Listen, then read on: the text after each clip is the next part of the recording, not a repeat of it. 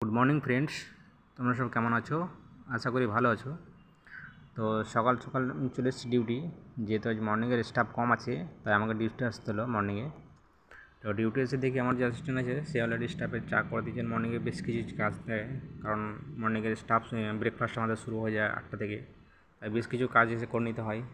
তাই সবার প্রথমে আমার কাজ হচ্ছে আমার ফ্রিজগুলো একটু চেক করে নেওয়া, যে প্রত্যেকটা ফ্রিজ আছে কি না, কারণ ফ্রিজ অনেক সময় প্রবলেম করে, ফ্রিজ ইলেকট্রনিক জিনিস প্রবলেম করতে পারে। তাই ফ্রিজগুলো ঠিকঠাক টেম্পারেচার ঠিকঠাক আছে কিনা, মায়াল ঠিকঠাক আইস আছে কিনা, সব কিছু আমি চেক করে নিয়েছি। এই যে ভেরিজুয়াল ফ্রিজটা দেখলাম, এটাও দেখলাম ঠিকই আছে মোটামুটি।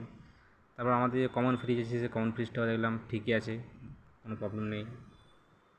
এগুলো প্রত্যেকটি জিনিস আমাদের চেক করে নিতে হয়, কারণ যাই ডিউটি আছে আমি থাকলে আমাকে করে নিতে হয়, আর আমার জায়গায় অন্য কেউ থাকলে তাকে করে নিতে হয় চেক ফ্রিজগুলো, কারণ এগুলো আমাদের একটা রেসপন্সিবিলিটির মধ্যে পড়ে প্রত্যেক দিন। বাস এদিকে তারপর যে ব্রেড আমাদের ব্রেকফাস্টে যে ব্রেড দিয়ে, যে ব্রেডগুলো আমাদেরকে চেক করে নিতে হয়, এক্সপায়ারি ডেট চেক করে নিতে হয়। দুধ থাকে, দুধগুলো এক্সপায়ার্ড চেক করে নিতে হয়। প্রত্যেকটা জিনিসই এক্সপায়ার্ড চেক করে নিতে হয় আমাদেরকে, কারণ এই তো শুরু হয়ে যাবে 8টা থেকে আমাদের ব্রেকফাস্ট শুরু হয়ে যাবে। ব্রেকফাস্টের রুম হয়তো খুব একটা আজ বেশি নেই, যেহেতু কমই আছে রুম ব্রেকফাস্টে।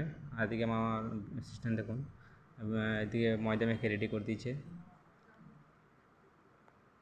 সবজি অলরেডি কমপ্লিট হয়ে গেছে সবজি। এদিকে আমাদের স্টাফ কাকাও আজকে মনে হয় আসবে না স্টাফ কাকা, তাই স্টাফের রান্নাটা আমাদেরকে কমপ্লিট করতে হবে।